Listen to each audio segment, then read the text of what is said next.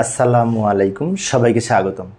প্রিয় শিক্ষার্থী বন্ধুরা, আজকে আমি আইসিটি বিষয়ের সি প্রোগ্রামিং রিলেটেড একটি প্রশ্ন, যেতে 1 + 2 + 3 + n পর্যন্ত সংখ্যাগুলোর যোগফল নির্ণয়ের এই সি প্রোগ্রাম কিভাবে লিখতে হবে, বিশেষ করে for loop, while loop, do while loop, এই তিনটা আমি একসাথে দেখাবো। কারণ তিনটা একসাথে যদি শিখতে পারি, যে কোনো একটা আসলে আমরা পারবো এবং একটার সাথে একটা কম্পেয়ারও করতে পারবো, তাতে আমাদের সহজ হবে। সেই জন্য আমি তিনটা একত্রে দেখাবো। প্রথমে ফর লুপ ব্যবহার করে বামে লিখব। তো সি প্রোগ্রামের শুরুতে আমরা একটি হেডার ফাইল যুক্ত করব, ইনক্লুড stdio.h, এটা হচ্ছে standard input output header file. তারপরে ওপেনিং আমরা এই মেইন ফাংশন দিয়ে ওপেনিং কার্লি ব্র্যাকেট লিখে প্রোগ্রাম শুরু করলাম। সি প্রোগ্রাম শুরু হয় কিন্তু একটি মেইন ফাংশন দিয়ে, সেজন্য শুরুতে আমরা মেইন ফাংশনটা লিখি। প্রত্যেকটা সি প্রোগ্রাম শুরু মেইন ফাংশন দিয়ে হয় কিন্তু, তাই মেইন ফাংশনটা প্রত্যেকটা সি প্রোগ্রামে আসে, তোমরা খেয়াল করবে। আচ্ছা, এবার আসি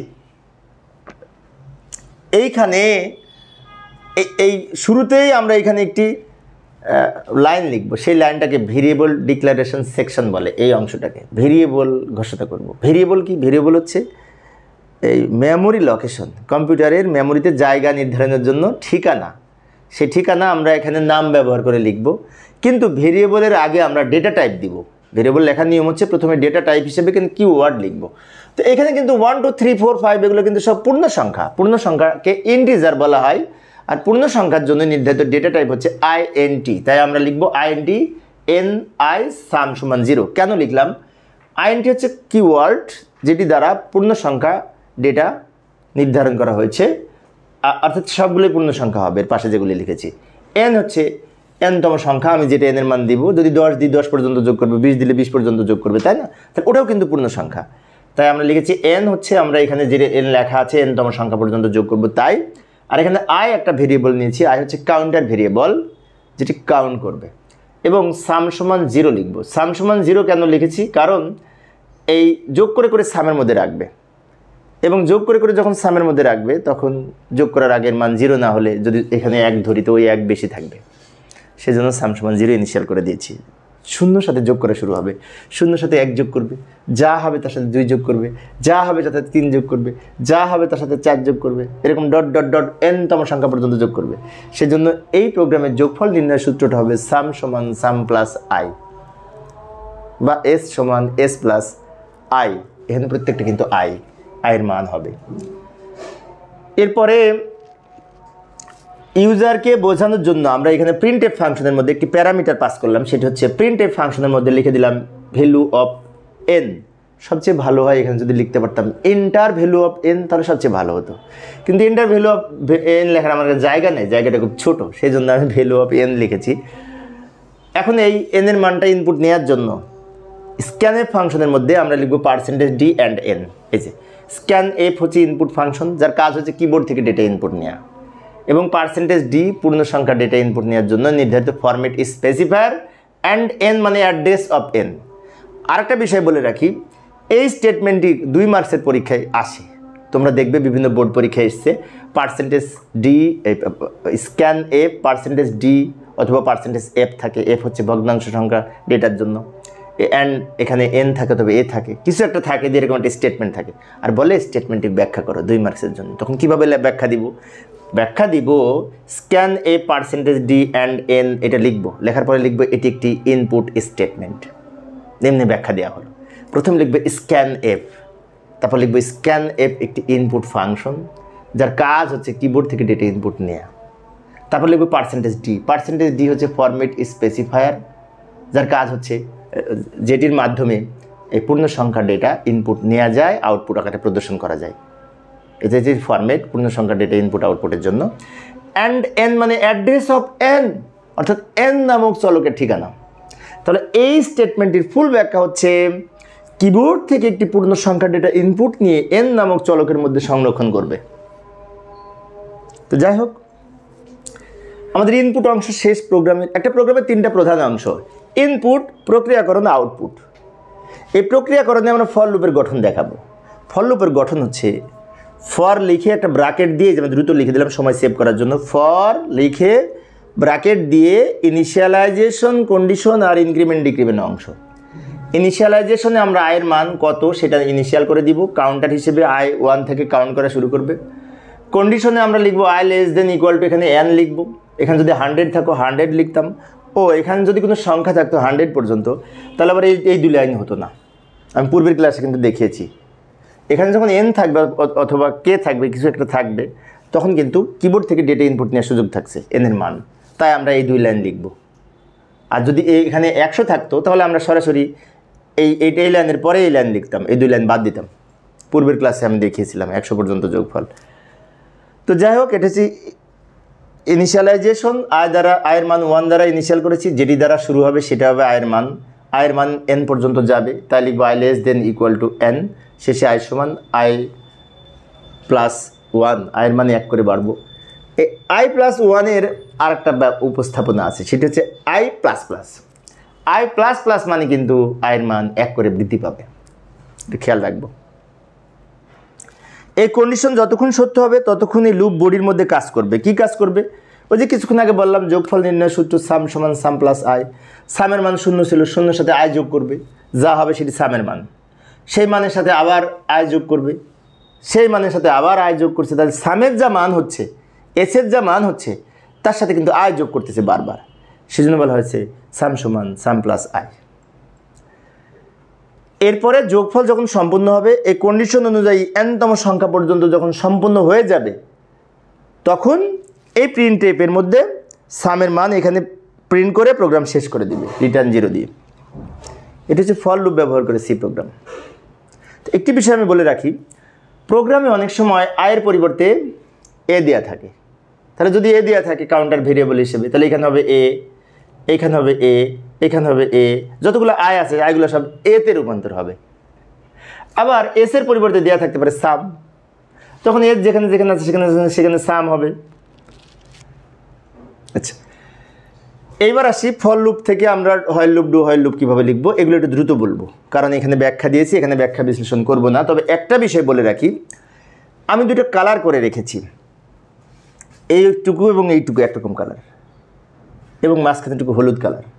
কারণ হচ্ছে এই যে উপরের 1 2 3 4 5 6টা লাইন এবং নিচের 3টা লাইন সবগুলোতে সেম হবে, খালি মাঝখানের এই যে ফর লুপের গঠন ছিল, এখানে হোয়াইল লুপের গঠনে লিখবো, এখানে ডু হোয়াইল লুপের গঠনে লিখবো, তাহলে চেঞ্জ হবে মাঝখানের এই কয় লাইন, বাট উপরের কয় লাইন সেম হবে। তাহলে এখানে লিখি ইনক্লুড stdio.h মেইন ফাংশন। এখন আর ব্যাখ্যা দিচ্ছি না, দ্রুত লিখছি।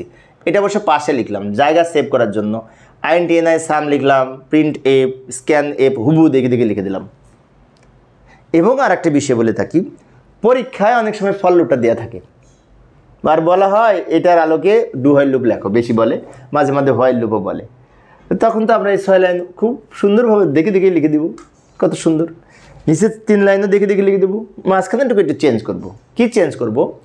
ফর লুপ একসাথে আমরা ব্র্যাকেটের মধ্যে 3 লাইন লিখেছি না, 3টা জিনিস 1 লাইনে লিখেছি, বাট ডু হোয়াইল লুপে এটা 3 লাইনে লিখব।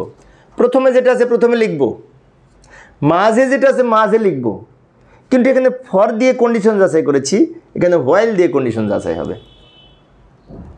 প্রথমে যেটা আছে প্রথমে লিখব, মাঝে যেটা আছে মাঝে লিখব, কিন্তু হোয়াইল দিয়ে কন্ডিশন যাচাই হবে।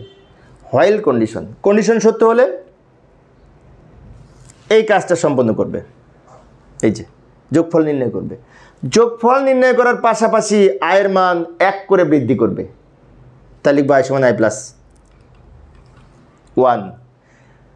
অর্থাৎ হোয়াইল কন্ডিশন, এই কন্ডিশন যদি সত্য, যতক্ষণ সত্য হবে ততক্ষণ এই হোয়াইলের মধ্যে আমি যে কাজটা লিখে দিয়েছি, 2টা কাজ, একটা হচ্ছে যোগফল নির্ণয় করবে, আয়ের মান 1 বৃদ্ধি করবে, বৃদ্ধি করে আবার ফিরে যেয়ে কন্ডিশন চেক করবে।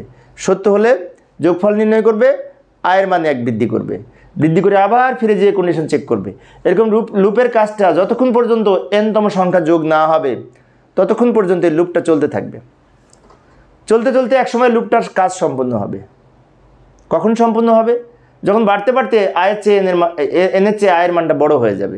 যেমন আমি যদি 10 দিই, 10 পর্যন্ত যোগ করবে, 10-এর সাথে 1 যোগ করে যখন আয়ের মান 11 হবে, তখন কিন্তু 11 আর যোগ করবে না, তখনই এই কন্ডিশন ফলস হবে। যখন 11 যোগ না করবে তখন কম্পিউটার বুঝতে পারবে যোগ করা শেষ, তখন এই সামের মান লাস্টে যে ফলাফলটা হবে সেটা এখানে প্রিন্ট করে দেবে। এই যে সামের মান এখানে ফলাফল আকারে প্রদর্শন করে প্রিন্ট করে দেবে, রিটার্ন 0 লিখে প্রোগ্রাম শেষ। তো এই হচ্ছে হোয়াইল লুপ। হোয়াইল লুপের সাথে ফর লুপের একটা মিল আছে। ফর লুপ এবং হোয়াইল লুপ দুইটাই আগে কন্ডিশন চেক করে পরে কাজ করে, আগে কন্ডিশন চেক করে পরে কাজ করে। বাট ডু হোয়াইল লুপ আগে কাজ করে পরে কন্ডিশন চেক করে। তো এই দুইটা বিপরীত, কিন্তু ওইটা বিপরীত হলেও এই 5 লাইন তো সেম হবে, এই 5 লাইন সেম হবে, দেখে দেখে লিখলাম, কিছুক্ষণ আগে বললাম আবারও বলছি, এই 5 লাইন সেম লিখলাম, স্ক্যানে পর্যন্ত কোনো পার্থক্য নাই। কি সুন্দর, তাই না? পরীক্ষায় যদি এইটা আসে আর ওইটা লিখতে বলে তো প্রথম 5 লাইন তো প্রশ্ন দেখেই সুন্দরভাবে স্পষ্ট করে লেখা যায়। আমরা সি প্রোগ্রাম দেখে যে ভয় পায়, আসলে ভয়ের কিছু নেই। প্রোগ্রাম যদি আসে আর সেই প্রোগ্রাম যদি ঘুরাই লিখতে বলে তাহলে স্ক্যানে পর্যন্ত যা আছে হুবহু এখানে লিখবো, কোনো পরিবর্তন নাই। এইবার ডু হোয়াইল লুপ কি করে? কিছুক্ষণ আগে বললাম, আগে কাজ করে পরে কন্ডিশন যাচাই করে। কি কাজ করবে? আয়ের মান 1 ধরে এই বডির কাজটা আগে করবে, যোগফলটাকে নির্ণয় করবে, তারপরে আয়ের মান 1 বৃদ্ধি করবে। ডু ডু হইলে আগে ডু মানে কিছু করা বোঝায়, ডু কাজ, তারপরে এই কন্ডিশনটা যাচাই করবে। আমি আবারও বলছি, ডু হোয়াইল লুপে আগে কাজ করে পরে কন্ডিশন যাচাই করে। সেজন্য কাজটা করলো, এখানে দুইটা কাজ করবে। একটা কাজ করবে যোগফলটা নির্ণয় করবে, আরেকটা কাজ করবে আয়ের মান 1 1 করে বৃদ্ধি করবে। বৃদ্ধি করার পরে আয়ের মান ছিল 1, 1-এর সাথে 1 বৃদ্ধি করে হলো কত? 2, 2 নিয়ে যে হোয়াইল কন্ডিশন, হোয়াইল কন্ডিশন, কন্ডিশনে কি? এই যে এই কন্ডিশনটা যাচাই করবে। যাচাই করে সত্য হলে আয়ের মান যদি ছোট হয় আবার ফিরে যে যোগফল নির্ণয় করবে, আয়ের মান 1 বৃদ্ধি করবে, আবার চেক করবে। এরকম করতে করতে করতে করতে এন যদি আমি 10 লিখি 10 পর্যন্ত যোগ করবে। এনের মান যখন 10 তখনও কন্ডিশন সত্য, আয়ের মান যখন 10, এনের মান 10 তখনও কিন্তু কন্ডিশন সত্য। তখনও যে 10 পর্যন্ত যোগ করবে, যোগ করার পরে আবার সেই 10-এর সাথে 1 যোগ করে 11 হবে। 11 নিয়ে এখানে যখন কন্ডিশন যাচাই করবে, আয়ের মান 11, এনের মান 10, মানে এই কন্ডিশন তখন মিথ্যা। বাম দিকে বড় হলে কন্ডিশন মিথ্যা। তখন কম্পিউটার বুঝতে পারবে, ও আমার তো 10 পর্যন্ত যোগ করা শেষ, আমাকে তার যোগ করার দরকার নেই। আরেকবার একটু বলছি আমি বিষয়টা। আমাকে বলা হলো 10 বালতি পানি তোলো, আমি 1 বালতি করে তুলবো, তুলে দেখবো হয়েছে 10, হয়নি, আবার তুলবো, তুলতে তুলতে তুলতে তুলতে 10 বালতি তুলবো। 11তম বালতি যখন তুলবো, ও 11 তো আমার আর দরকার নেই, তখন কি করব? বালতি পানি তোলা বন্ধ করে ড্রামের মধ্যে যদি পানি রাখি, ড্রামটা নিয়ে আমি চলে যাব, তাই তো? তো এরকম না যে যখন আমার কাজটা শেষ হয়ে যাবে তখন প্রোগ্রাম শেষ করে দেবে। প্রোগ্রাম শেষ করার জন্য আবার নিচে 2 লাইন, মানে এই এসের মান যেটি হবে সেটি প্রিন্ট করে প্রোগ্রাম শেষ করে দিবে। এই হচ্ছে ফর লুপ, হোয়াইল লুপ এবং ডু হোয়াইল লুপ। এখন তিনটা তো আর পরীক্ষায় একসাথে করতে বলে না। পরীক্ষায় যদি বলে এরকম একটি সিরিজ থেকে সি প্রোগ্রাম লিখো, তাহলে তিনটার মধ্যে যেটা সহজ সেটা লিখবো। আমার মতে ফর লুপটা সহজ। আর যদি বলে স্পেসিফিক যে ডু হোয়াইল লুপ ব্যবহার করে লিখো, তখন এটা মনে রাখতে হবে, ডু কাজ তারপরে কন্ডিশন।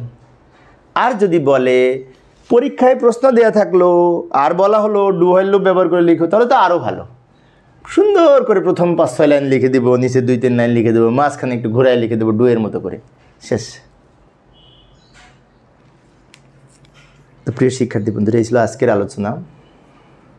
পরের ক্লাসটি দেখার আমন্ত্রণ রইল। খোদা হাফেজ।